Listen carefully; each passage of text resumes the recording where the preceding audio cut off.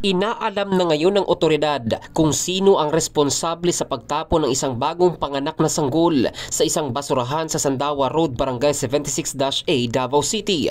Sa ulat mula sa San Pedro Police Station, isang Enriquito Buquecosa, garbage collector ng City Environment at Natural Resources Office, ang unang nakakita sa baby habang nangongolekta ng basura kung saan nakakabit pa ang umbilical cord.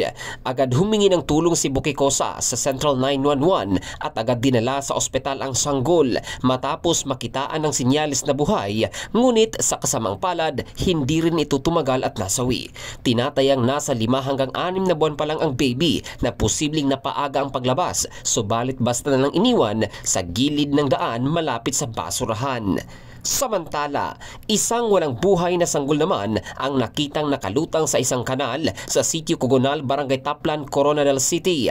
Ayon kay Taplan Barangay Kapitan Angelica Bermil, posibleng inanod lang ang sanggol na agad binigyan ng desenteng libing.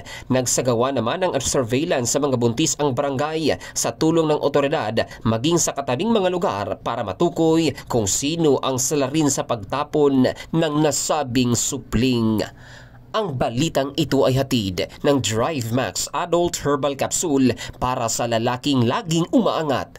Ito si Jofel Candado in the heart of changing lives ng Brigada News Philippines, the Music and News Authority.